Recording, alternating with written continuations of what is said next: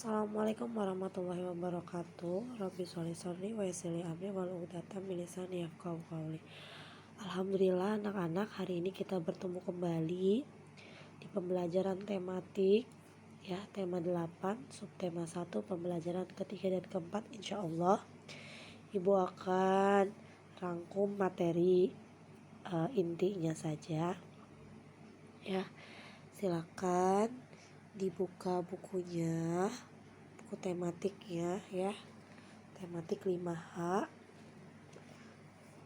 dan mohon disimak ya. Tetap semangat belajar di rumah. Sekarang kita mulai berdoa sebelum belajar. Rabbi zidni ilman warzuqni fahman. Anak-anak mohon maaf ya, suara Bu Guru kalau kurang jelas, soalnya Bu Guru lagi flu jadi agak bindeng gitu suaranya terdengar ya. Mudah-mudahan masih terjelas ya, terdengar jelas. Anak-anak silakan dibuka halaman 23, dimulai 23. Di sini ada teks. Nah, ini kita pertemuan sekarang itu membahasnya tentang bacaan ya, teks ya. Isi dari bacaan baik di pembelajaran ketiga dan pembelajaran 4. Kalau ada sebuah teks dan ada pertanyaan, itu kita harus lebih teliti ya, membacanya, mencari informasinya itu harus fokus ya, karena kunci kita bisa mengetahui informasi atau sesuatu itu dengan kita mau membaca ya. Kalau bukunya tidak dibaca ya tidak akan bisa, tidak akan tahu. Tapi kalau kita berusaha untuk membaca, berusaha untuk bisa, insya Allah Allah akan mudahkan ya. Kearifan lokal masyarakat Gunung Kidul dalam mengelola sumber daya air. Pada pertemuan sebelumnya di bacaan itu bahwa kearifan lokal masyarakat Gunung Kidul ini bertahun-tahun kondisinya wilayahnya kering ya. Padahal banyak cadangan air di bawah permukaan ya. Nah, sumber daya air yang ada di kawasan Gunung Kidul ini memiliki nilai yang sangat tinggi bagi masyarakat, baik untuk kebutuhan rumah tangga, pertanian ya, sangat bermanfaat sekali kan berarti. Nah, sejak lama masyarakat ini sudah mengetahui bahwa sedimentasi yang berada pada saat infiltrasi air sangat mempengaruhi kualitas air sebagai sumber mata air. Jadi pada proses infiltrasi itu sangat mempengaruhi kualitas airnya ya. Pada saat turun hujan, air mengalir ke tempat yang lebih rendah dan terakumulasi digabung ke suatu cekungan ya. Nah, air hujan juga membawa material sedimen. Kearifan lokal masyarakat Gunung Kidul ini, nah, dengan mengelola apa? Lubang atau sinkol ya. Jadi lubangnya itu disusun tumpukan batuannya sekitar bibir lubangnya. Nah, lubang itu atau runtuhan lubang dikenal sebagai lubang besar yang terbentuk karena pengikisan air yang terjadi dalam tanah sehingga terjadi tanah longsor yang dalam. Nah, fungsinya ini, batuan di sekitar bibir ini sebagai penyaring sedimen ya, endapan-endapan yang ada di tanah itu ya pada saat air masuk. Nah, sehingga pada saat musim hujan itu sumber air itu tidak keruh ya, terdapat penyaringan itu ya, karena tidak keruh, adanya penyaringan. Nah, kearifan yang lokal yang lain yaitu di sini juga mengelola danau-danau kars di kawasan Gunung Kidul. Danau kars ini danau yang terjadi di daerah tanah berkapur ya. Jadi akibat dari proses pelarutan batu kapur itu oleh air hujan, semakin jatuh air hujannya di daerah tanah berkapur itu lama-lama bisa membentuk cekungan dan diisi air, dan kemudian jadilah sebuah danau ya, danau kars. Nah, masyarakat mengelola danaunya itu merupakan sumber air di wilayah Semanu ya, daerah Semanu ya, masyarakat yang mengelola danau sebagai sumber airnya. Kenapa harus dikelola lagi? Karena danau Kars itu sudah mati dan tidak berfungsi lagi, karena masyarakat melihat danau tersebut tuh memiliki potensi yang bagus nih sebagai penampung air hujan yang terdapat cekungan tadi. Nah, makanya masyarakat daerah Gunung Kidul itu mengusahakan lagi untuk lebih berfungsi gitu ya danau Karsnya. Nah, masyarakat itu kemudian bergotong royong membuat susunan batu di setiap tepi danau. Jadi masyarakat gotong royong ya menyusun batuan di setiap tepian danau sebagai penyaring air yang masuk ya. Jadi agar tidak mudah terkontaminasi juga ya, agar airnya lebih bersih gitu ya, tidak keruh. Nah, kemudian untuk tumbuhannya juga ditanam ya. Ini fungsi untuk penyerapan dan penyimpan air. Ya, kita ke halaman 24 melanjutkan. Setelah melakukan tahapan tersebut, masyarakat harus menunggu sampai 3 periode musim hujan selama 3 tahun. Jadi setelah usaha yang dilakukan ya oleh masyarakat, harus itu menunggu 3 tahun dulu untuk menjadikan danau berfungsi kembali ya.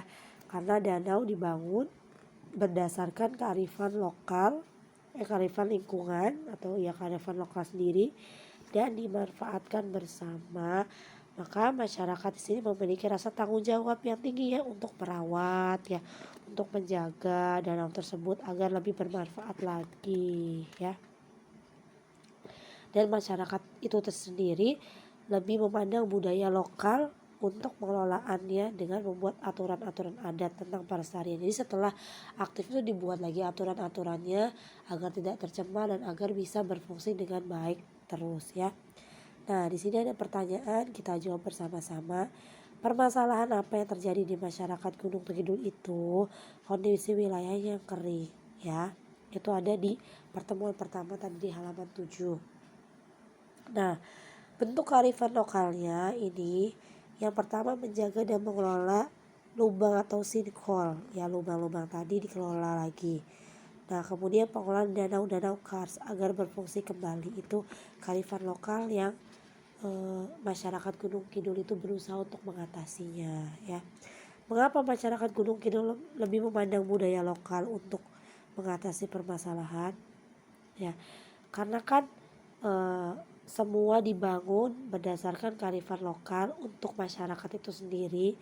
Makanya untuk kepentingan sendiri itu masyarakat tergerak lebih ke budaya lokal sendiri untuk mengatasi permasalahan yang ada. Karena kan masyarakat itu sendiri yang tahu dan bagaimana cara menanggulangi bersama-sama ya.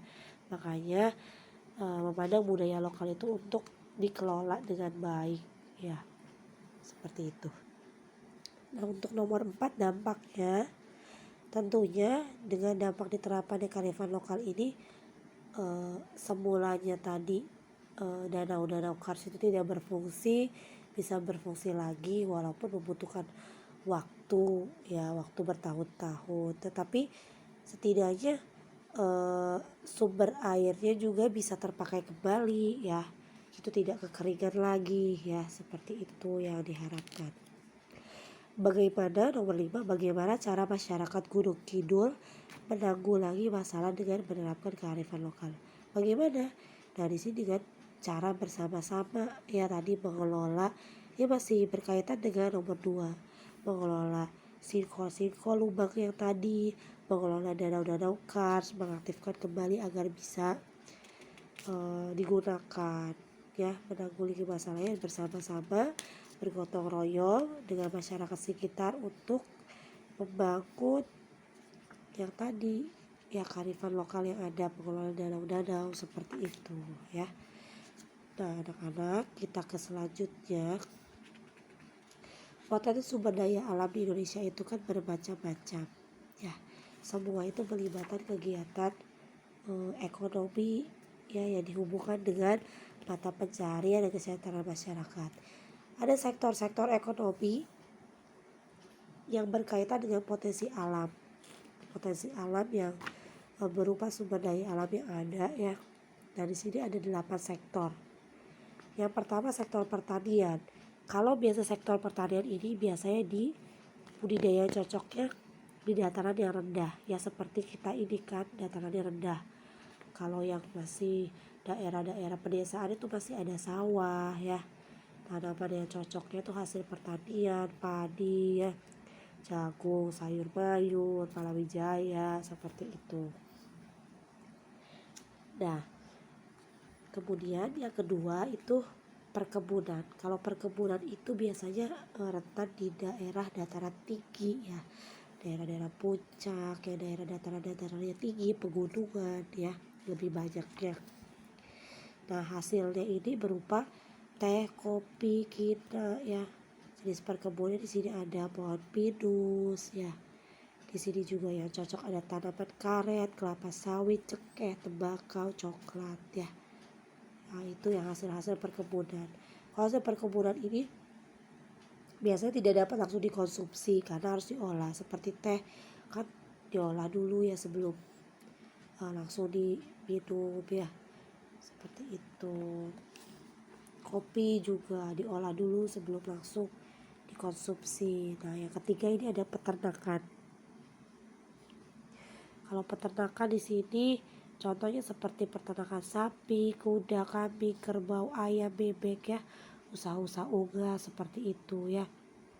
Nah, kalau usaha peternakan ini bisa langsung dikonsumsi ya. Bisa melalui proses produksi pengolahan daging ya. Kaleng, abon, sarden segala itu ya, memanfaatkan itu ya proses produksi. Yang keempat ada perikanan. Tentunya kalian sudah paham ya tentang sektor-sektor ini. Di tema-tema sebelumnya juga sudah sering dibahas kegiatan ekonomi di berbagai sektor ya. Perikanan biasanya ditambak ya, daerah-daerah laut, pantai ya. Nah, di sini ikannya dapat langsung dikonsumsi ya, atau juga bisa produksi. Contohnya kerupuk udang ya, terasi ya, dan sebagainya. Penambakan Bandung di wilayah perairan. Yang kelima ada pertambangan. Kalau pertambangan ini hasil tambang ya, sumber daya alam yang ada di perut bumi ya, seperti mineral, batu bara, emas, perak ya, gas sebagainya. Itu proses pertambangan ya. Dia menjadikan sektor ekonomi juga ya. Dan perindustrian yang keenam. Nah, perindustrian ini sangat banyak di Indonesia. Tentunya banyak pabrik-pabrik ya, banyak pengolahan industri ya, pabrik kertas, pabrik sebagainya, makanan gitu ya. Banyak sekali industri-industri baik rumahan ataupun yang besar seperti PT ya. Yang ketujuh transportasi. Nah, ini sangat penting sekali dan banyak sekali ya yang menggunakan layanan transportasi di kita ini, kegiatan ekonominya seperti usaha jasa, juga jasa transportasi, Gojek, online segala macam ya. Nah, yang 8 pariwisata. Pariwisata ini banyak sekali yang dikembangkan pemerintah setempat ya. Contohnya kalau misalkan di Cilegon ada pariwisata apa, misalkan pantai Merak itu kan, pantai Anyer kan, banyak yang dikembangkan pemerintah setempat untuk menarik perhatian wisatawan ya. Jadi potensi yang sebagai sekarang sumber kegiatan ekonomi juga di situ ya, peluang usahanya di objek wisata. Biasanya kan ada yang jualan ya, ada hotel, ada restoran ya, jasa pemandu wisata dan sebagainya. Itu kegiatan ekonomi ya. Anak-anak, kita ke halaman selanjutnya. Di sini di pembelajaran keempat masih tentang Gunung Kidul ya. Nah, kita langsung ke pertanyaannya.